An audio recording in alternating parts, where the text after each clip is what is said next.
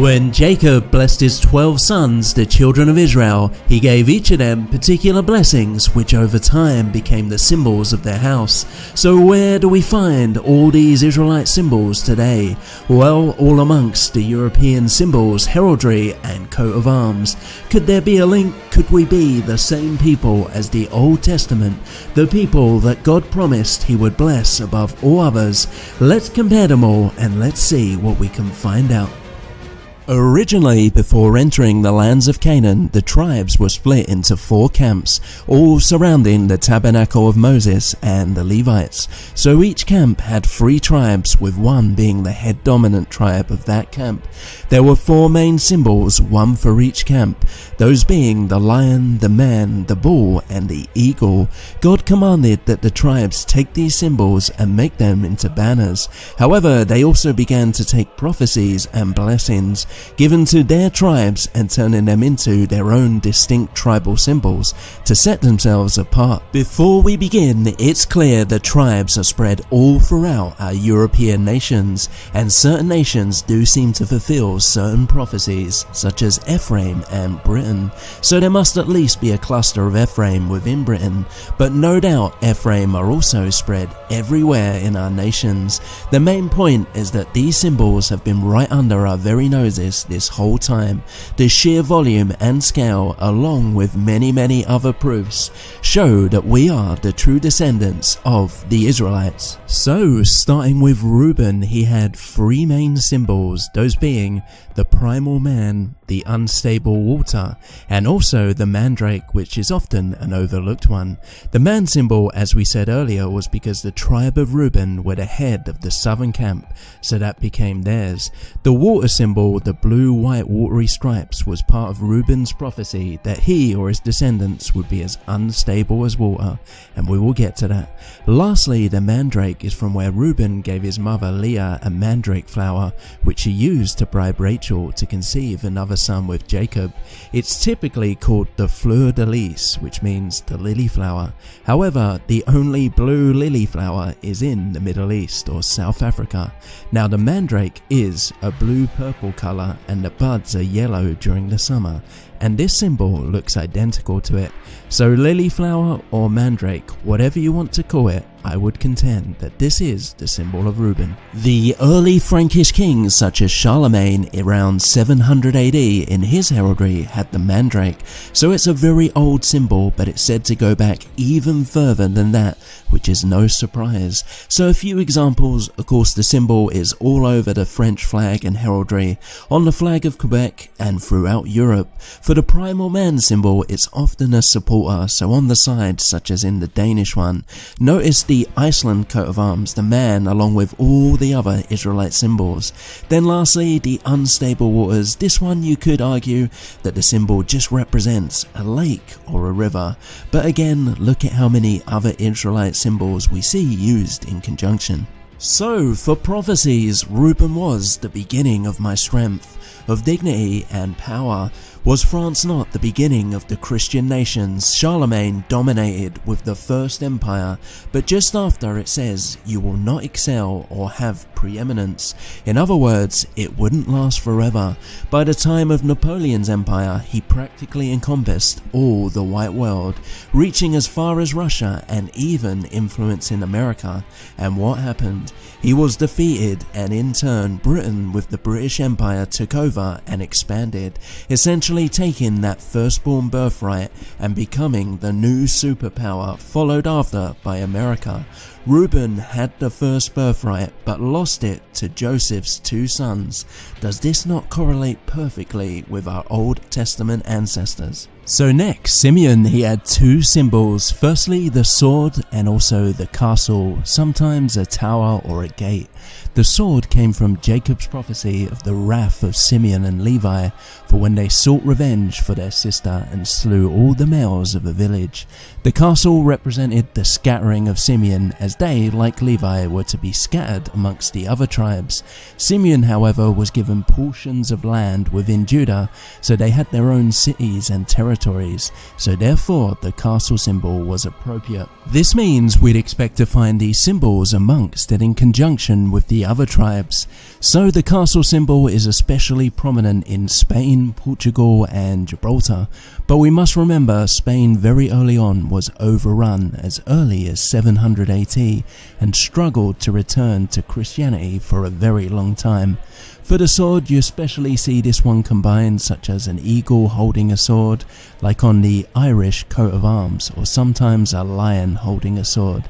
But then again, this is no surprise, as Simeon would be scattered amongst the other tribes. On to Levi. He had one symbol, and that was the breastplate, the 12 stones of Israel representing each tribe. The breastplate was of course because Levi was given the Levitical priesthood, and they wore them. Levi was also spread amongst the tribes, but as the priests. However, these symbols never appeared as coat of arms. This is because Levi, although they were all across Europe like the other tribes, they were actually the ancient Druids. When the Israelites began spreading and colonizing Europe, they brought with them these Levitical priests, and over time they simply got known as Druids. They are most known as being in Britain, however originally they were in fact all over Europe. The Romans outlawed Druidism and gradually began to purge it within the empire. The last safe haven was Britain, but once Christ came there was no longer a need for the Levitical priesthood, and the same with Druids. They all became Christians, and so the 12-stone symbol disappeared. Next up, Judah. He had but one primary symbol, and that was the lion. However, there's more to it, as there were two separate tribes of Judah. So you have the blood red lion, or sometimes instead the blood red hand, and alternatively King David's harp, the first Judah king. So the lion symbol again was from the eastern camps, which Judah was the head of. Now Judah had twin sons Zerah and Pharez. Zerah inherited the greater birthright because his hand came out first, and it was covered in blood, so that became the symbol, the blood red hand or blood red lion. Pharez had the second birthright, and amongst his descendants was King David, and that's where we get the harp, which was his personal symbol when he played it for King Saul. The lion symbol is everywhere in the monarchies, the harp mostly in Ireland. It's interesting that the British monarchy has both the red lion and David's harp, showing that they have both bloodlines, Zerah and King David's. The blood hand is a bit rarer, we especially see it in Irish and Scottish heraldry. Again, red lion, we do see it here and there throughout Europe. For prophecies, virtually every king in Europe uses that lion symbol, and every kingdom always has. Is this not the kings of Judah ruling over the children of Israel or Europeans?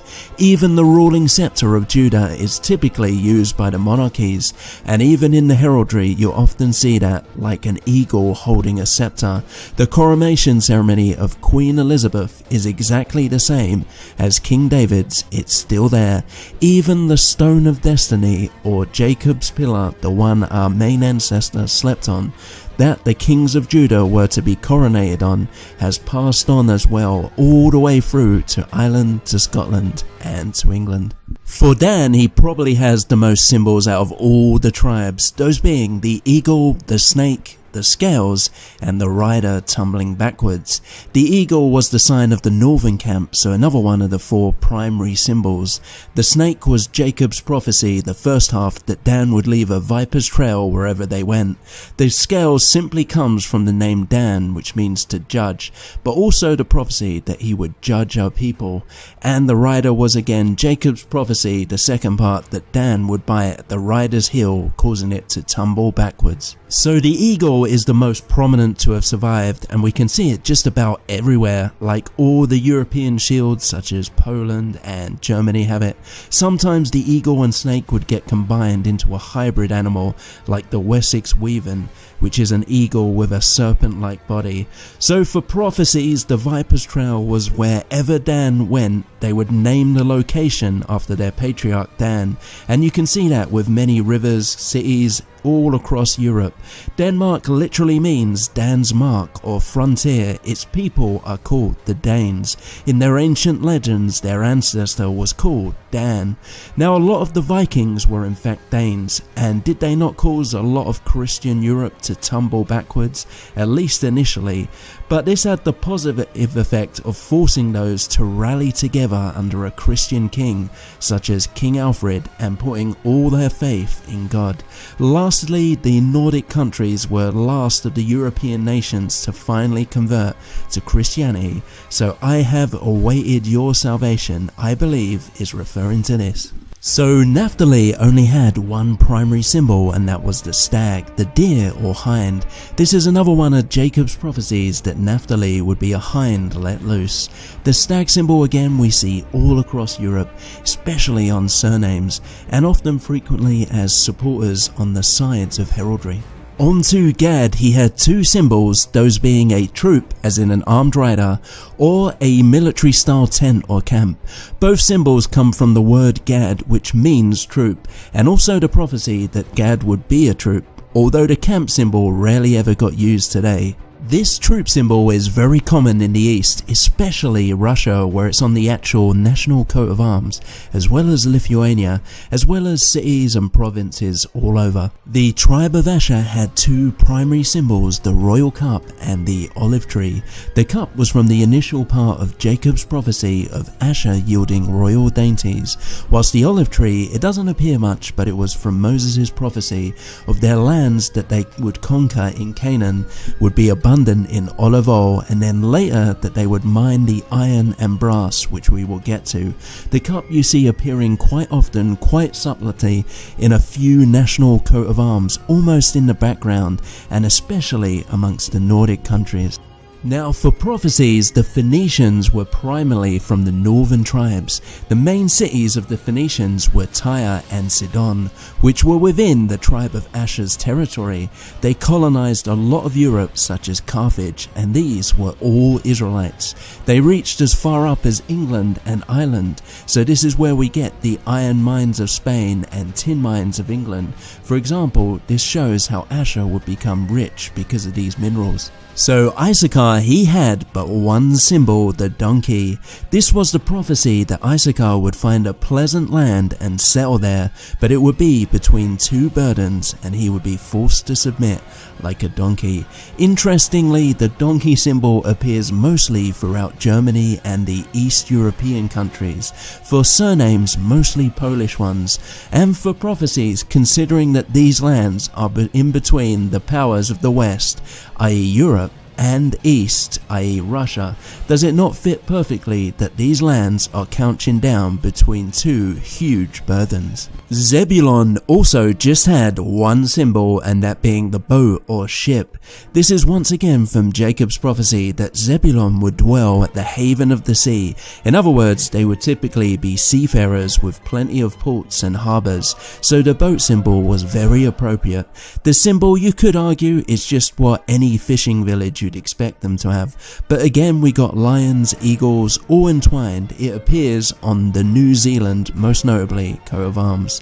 Now Holland, the old crest of the Dutch Republic, was a ship where you had the 7 shields for each province. What's interesting is Moses gave a blessing that Zebulun would suck of the abundance of the seas and of the treasures hidden in the sand. It's interesting that over a third of Holland used to be under the sea until they claimed it and turned it into land with their dike system. Also, Rotterdam is the busiest harbour in the world, so Holland certainly is a seafaring nation. Now, Ephraim had 3 symbols, the first being the bull, also the unicorn, or alternatively simply the horn.